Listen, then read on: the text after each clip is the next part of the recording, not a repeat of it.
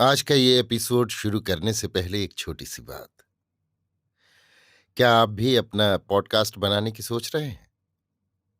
तो anchor try कीजिए। ये पॉडकास्ट बनाने का सबसे आसान तरीका है। नंबर एक, ये फ्री है। नंबर दो, इसमें कई सारे ऐसे टूल्स हैं जो आपको अपने फोन और कंप्यूटर पर रिकॉर्ड और एडिट करने की फैसिलिटी देते हैं। नंबर तीन, आप अपने पॉडकास्ट को डिस्ट्रीब्यूट भी कर सकते हैं, जिससे इसे स्पॉटिफाई और दूसरे प्लेटफॉर्म पर सुना जा सके। तो डाउनलोड कीजिए फ्री एंकर ऐप या विजिट कीजिए anchor.fm पर अपना पॉडकास्ट स्टार्ट करने के लिए। ये तो थी एक छोटी सी जानकारी, और अब शुरू करते हैं एपिसोड का सिलसिला। तो आज के एपिसोड में लीजिए सुनिए आचार्य चतुर्सेन शास्त्री के लिखे उपन्यास वयम रक्षामः का 84वां भाग, इंद्राभिषेक, मेरी यानी समीर गोस्वामी की आवाज में। जिस समय लंका में ये सब घटनाएं घटित हो रही थीं, देव दैत्य दानव यक्ष एवं रक्ष लंका में आ जा रहे थे और इंद्रमोचन की तैयारी हो रही थी। तभी रक्षपति रावण के आदेश से इंद्रजयी मेघनाद ने अत्यंत गुप्त रूप से कैलासी का सानिध्य प्राप्त कर लिया। कैलासी अपने इंद्रजयी शिष्य को देखकर प्रसन्न हो गए। उन्होंने अपना वरद हस्त मेघनाद के मस्तक पर रख गंगा का पवित्र जल उसके मस्तक पर छिड़क कर कहा, वत्स मेघनाद, तूने इंद्र को बंदी बनाकर महत्कर्म किया है। इससे रावण का उत्कर्ष बहुत बढ़ गया है।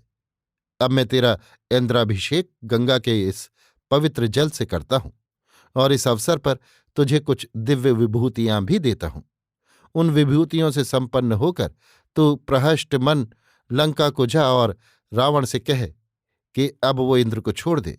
यही युक्ति युक्त भी है। अब सौम्य रावण सर्वजयी हो चुका है। लोक पूजित देव आज उसके शरणापन्न हैं। अब और विग्रह से उसे क्या प्रयोजन है? परंतु ये जो मैंने तेरा यहां कैलाश में इंद्राभिषेक किया है, सो ये तो औपचारिक ही है। तू रावण से कहे कि लंका में वो इंद्रमोचन से पूर्व तेरे इंद्राभिषेक का महत् आयोजन करें, जिसमें सब देव दैत्य असुर नर नरपतिगण इंद्र सहित सेवक की भांति सेवा कर्म करें। बस इतना ही यथेष्ट होगा।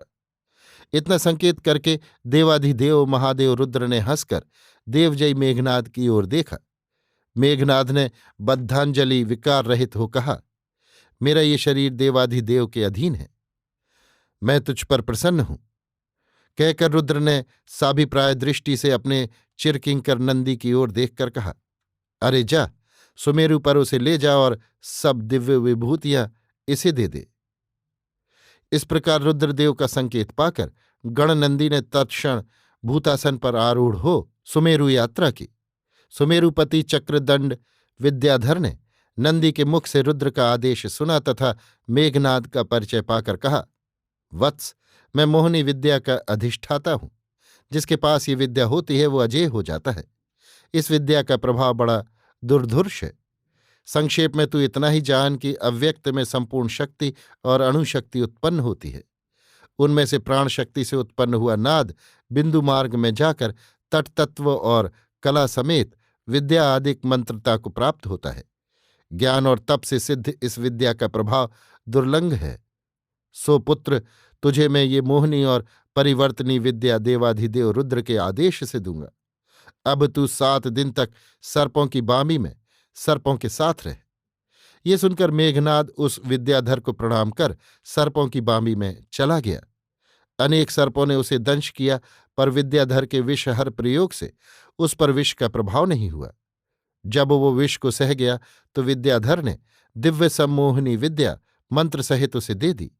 फिर कहा, अब तू 3 दिन तक अग्निवास कर, तब मैं तुझे परिवर्तनी विद्या दूंगा। इस पर मेघनाद ने 3 दिन अग्निवास किया।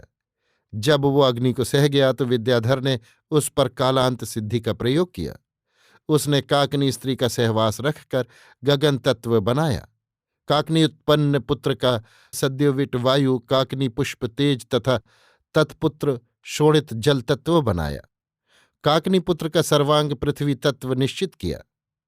फिर रस सिद्ध पुरुष बीज को जीव संज्ञा दी। अब उसने पुरुष की ऊंचाई के बराबर एक 6 अंगुल मोटे ताम्र कटाह को चतुर्मुख कोष्ठ पर रखकर उसे गोघृत और नरतैल से भर दिया। तदनंतर सिद्ध चक्र रच कुमारी गुरुदेव का पूजन कर बलिमास अर्पण कर चारों ओर से बंकनाल द्वारा खदिरांगार प्रज्वलित कर उसे सुतप्त किया। जब निर्धूम हो फैन निर्मुक्ति हुई, तब इस मेघनाद का शरीर उसमें निपेक्ष कर पूर्व वर्णित पृथ्वी जल आकाश वायु अग्नि इन 5 तत्वों तथा बीज जीव का निक्षेप किया। जल तत्व डालते ही वो द्रव रक्तवर्ण हो गया। वायु तत्व में शुभ वर्ण तेज से घनीभूत तथा आकाश तत्व से स्वर्ण सदृश हो गया, और ज्यों ही उसमें जीव प्रक्षेप हुआ, तत्काल हुंकार ध्वनि करता हुआ मेघनाद का तेजवान शरीर उसमें से इस प्रकार उठ खड़ा हुआ जैसे प्रत्यूष में भास्कर का उदय होता है।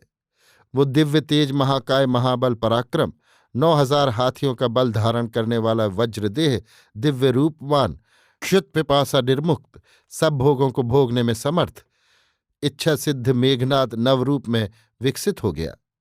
उसे इस अद्भुत और नवीन परिवर्तन रूप में देख और परिवर्तनी विद्या दे विद्याधर चक्रदंड ने उसे कामचारी महापद्म विमान में बैठाकर त्रिकूटाचल पर्वत पर स्थित त्रिकूट पताका नामक पुरी में अपने ज्येष्ठ बंधु विक्रम शक्ति के पास भेज दिया। विक्रम शक्ति विद्याधर ने उसे सिद्ध पुरुषों की भांति दिव्य प्रभा से व्याप्त देखकर कहा, जब तुझे मेरे भाई चक्रदंड ने कामचारी बना ही दिया, तो अब मैं भी तुझे कामचूड़ामणि सिद्धि से संपन्न करूंगा। तू अभी चंद्रपाद पर्वत की गुहा में जाकर 7 दिव्य औषधि सिद्ध कर ला, परंतु ये जान कि ये सुकर नहीं है। उस अगम गुहा पर महादैत्य नमुची का अधिकार है। वो जरा मरण रहित कामचारी सिद्ध पुरुष है। वो किसी शस्त्रास्त्र से न मारा जा सकता है, न जय किया जा सकता है, परंतु वो महादानी है। विनय से उसके लिए शत्रुओं को भी कोई पदार्थ अदेय नहीं है। वो निवृत्त वैर है। उसने 3 बार देवासुर संग्राम में देवेंद्र इंद्र को जय किया है। उस गुहा के तल में नमूची का हर्म है, जो देवदानव सभी के लिए अगम है। वहां अकथ रत्नमणियां हैं। नमूची दैत्य की 12 पत्नियां दिव्य औषधों के प्रभाव से नमूची ही के समान जरा मरण रहित हो उसकी सेवा करती हैं, तथा नमूची के 10 सहस्त्र धनुर्धर और इतने ही अश्व हैं। तो अपने विनय से उसे प्रसन्न कर और वहां से 7 दिव्य औषध लेकर अब मेरे पास आ। ये सुनकर मेघनाद एकाकी ही उस दुरूह दुरारोह कामचूड़ामणि गिरीशरंग पर चढ़ने लगा। मार्ग में उसे देख अनेक गुहक यक्ष दैत्य तथा कुष्मांडक दिव्य शस्त्र ले लेकर उससे युद्ध करने आए, परंतु मेघनाद ने अपने दिव्यास्त्रों से बहुतों को मार भगाया, बहुतों को माया बल से सम्मोहित कर दिया। अंत में वो गिरी गुहा के द्वार पर आ पहुंचा। उसकी आवाई सुन नमुची दैत्य खड्गहस्त हो उसके सम्मुख आकर बोला, अरे दुराचारी, तू कैसे मेरे रक्षकों को मारकर यहां मेरी अगम्य दुरारोह कामचूड़ामणि गुहा पर आया है? अब तू मर। ये सुनकर विकार रहित हो मेघनाद ने विनम्र वाणी से कहा, हे दैत्यवर, मेरा ये शरीर आपके अधीन है। मुझ अपराधी को आप शिक्षा दीजिए। मेघनाद के ये विनीत वचन सुन नमूची ने हंसकर कहा, अरे रावणी, मैं भगवान रुद्र किंकर तुझे जानता हूं। मैंने देख लिया, तुझमें अभिमान का लेश भी नहीं है। मैं तुझ पर प्रसन्न हूं। मेरे पास से कोई याचक विमुख नहीं जाता। तू मांग क्या मांगता है? तब मेघनाद ने कहा, हे दैत्येंद्र, मुझे 7 दिव्यौषधि दीजिए। नमूची ने कहा, तूने अलभ्य अदेय वस्तु मांगी है। अरे सौम्य, लोग तो मणि मुक्ता अश्व मांगते हैं, परंतु याचक को मैं विमुख करूं तो मैंने जो बहुत काल से संसार में दान कीर्ति फैला रखी है वो नष्ट हो जाएगी। आ, तू 7 दिव्यौषधि ग्रहण कर। इस प्रकार उसने अपनी 12 पत्नियों 10 सहस्त्र अश्वों और योद्धाओं सहित रावणी का आतिथ्य कर उसे 7 दिव्य औषधियां दी और कहा, ये औषध महाप्रभाव है, इनसे तू अजर अमर हो जाएगा। किंतु मैं तुझ पर एक और भी अनुग्रह करना चाहता हूं। मैं तुझे एक बंधकर्ण विद्या देता हूं। इतना कह दैत्यपति नमूची कवच धारण कर तथा हाथ में नागपाश ले खड़ा हो गया और मेघनाद से कहा, तू सब दिव्यास्त्रों का प्रयोक्ता अमोघ वीर योद्धा है। जी भरकर मेरे ऊपर प्रहार कर। नमूची दैत्य की ये आज्ञा पाकर उसकी पदवंदना कर मेघनाद ने खड्गशूल मुदगर और विविध दिव्य शस्त्रास्त्रों से दैत्येंद्र पर प्रहार किया, पर दैत्येंद्र ने सभी को निष्फल कर मेघनाद को नागपाश में बांध लिया। ये चमत्कार देख और मंत्र सहित एक बंध कर्ण विद्या से अवगत हो मेघनाद बहुत प्रसन्न हुआ तथा दैत्येंद्र को प्रणाम कर सप्त दिव्यौषधि ले वापस विद्याधर विक्रम शक्ति के पास लौट आया। विक्रम शक्ति ने विधिवत धातु वेद कर उसमें दिव्यौषधि जीर्ण कर मेघनाद का शरीर वेद किया। अघोरा और रसांग कुशी विद्या का रहस्य मंत्र बताया, जिससे मेघनाद अजर अमर हो गया। अब रुद्र के गण नंदी ने मेघनाद से कहा, अरे रावणी, अब तो तू विश्व के सब मनुष्यों में असह, दुर्धुर्ष और महातेज हो गया। अब तू मेरा भी अनुग्रह प्राप्त कर। कल फाल्गुन कृष्ण पक्ष की महाअष्टमी है। हिमवंत के दक्षिणांचल पर वलीक श्रृंग है। वहां कल के दिन एक दिव्य तूणीर उत्पन्न होता है, जिसकी उपलब्धि के लिए वहां बहुत से देव दैत्य दानव आते हैं। चल, तू अपने विक्रम से वो दिव्य अक्षय तूणीर प्राप्त कर। हमारे पास ये कामचारी महापद में विमान है ही, इससे हम समय पर वहां पहुंच सकते हैं। इतना कह और मेघनाद को संग ले गणनंदी वलीक शिखर पर जा पहुंचा। वहां अनेक देव दैत्य दानव राजाधिराज अपने अपने वाहनों पर चढ़कर आए थे तथा यज्ञ वेदी रच रचकर मंत्रपूत आहुतियां दे रहे थे। रावणी मेघनाद ने भी एक वेदी रच वेद पाठ करते हुए यज्ञ शाकल और बलि की विधिवत आहुति दी, जिसे तत्क्षण अग्नि ने प्रकट हो ग्रहण कर लिया। ये देख वहां आए हुए सभी देव दानव दैत्यपति संदेह और आश्चर्य से मेघनाद की ओर देखकर परस्पर संकेत से पूछने लगे, ये कौन रमणीय कुमार है जिसका प्रताप ऐसा दुर्धुर्ष है कि अग्नि ने स्वयं प्रकट हो इसकी बलि ग्रहण की है। अभी ये सब हो ही रहा था कि उसी क्षण एक महानाग अकस्मात पृथ्वी के विवर से निकला। उसका रंग बालारूण के समान असह रक्त वर्ण था और उसके विराट शरीर का विस्तार 1 योजन भूमि में था। उस महाभयानक सर्पराज को देखते ही बहुत से देव दैत्य भय से कांपते हुए मूर्छित हो गए। तब विजृंभक नामक दैत्य साहस करके उसके निकट आ उसे पकड़ने लगा। इस पर सर्प ने जो फूत्कार किया तो वो महाबली सूखे पत्ते की भांति 100 हाथ दूर जा गिरा। इस पर अनेक देव दैत्य असुर विक्रमशील पुरुष एक साथ ही उसे पकड़ने को दौड़े, पर महानाग ने मुंह खोल वेग का एक श्वास लिया, जिससे खिंच खिंच कर 3 योजन के पशु पक्षी प्राणी सभी उसके उदर में पहुंच गए। बहुत से देव दैत्य असुर भी उसके पेट में चले गए। शेष जन भयभीत हो इधर उधर जा छिपे। महानाग सब देवों के मध्य बैठ यज्ञ शाकल और बलि भक्षण करने लगा। अब नंदी का संकेत पा मेघनाद सर्प के निकट गया। सब देव दैत्य दानवराज ये देख धड़कते हृदय से इसका परिणाम देखने को आकुल हो उठे, पर मेघनाद ने देखते ही देखते एक बंध कर्ण विद्या के द्वारा महानाग को पाश में बांध लिया। नाग बहुत छटपटाया, परंतु उसकी मुक्ति न हुई। वो जितना बल लगाता जकड़ता ही जाता था। अंत में नाग का मुख बंद हो गया और बारंबार शिला पर सिर पटकने लगा। तब नंदी का संकेत पा मेघनाद ने नाग का पेट चीर डाला, जिसमें से उसे तूणीर की उपलब्धि हुई।